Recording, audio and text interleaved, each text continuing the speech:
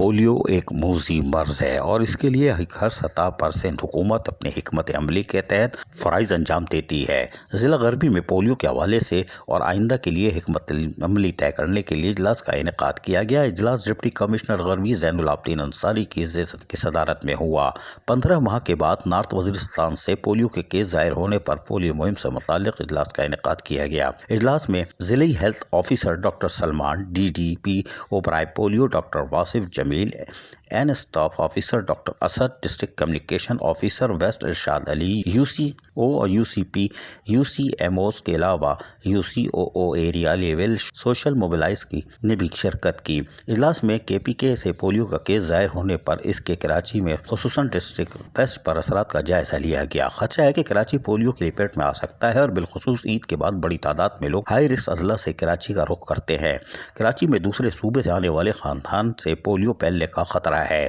شہر کو پولیو سے محفوظ رکھنے کے لیے اور غیر معمولی حکمت عملی اپنائی جائے گی۔ یہ بات ڈپٹی کمشنر غربی زین العابدین انصاری نے کہی۔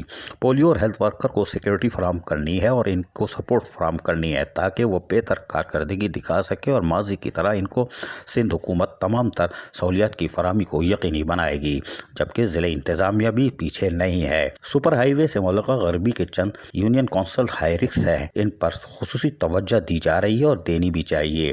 پولیو کے قطرے پلانے سے انکار خاندان کو آمادہ کرنے کے لیے کاؤنسلنگ پر زور دیا گیا ہے۔ کسی بھی طریقے سے کوئی بھی بچہ پولیو کے قطرے پینے سے باقی نہ رہے، جبکہ اس کی مکمل مانیٹرنگ کرنے کے لیے بھی ڈپٹی کمشنر نے واضح ہدایتیں جاری کر دی ہیں۔ عزیز عارف، KBS بلدیاتی نیوز کراچی۔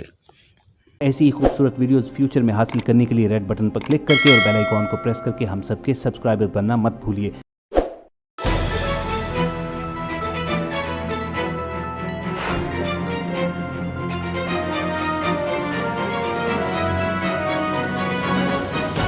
KBS بلدیاتی نیوز۔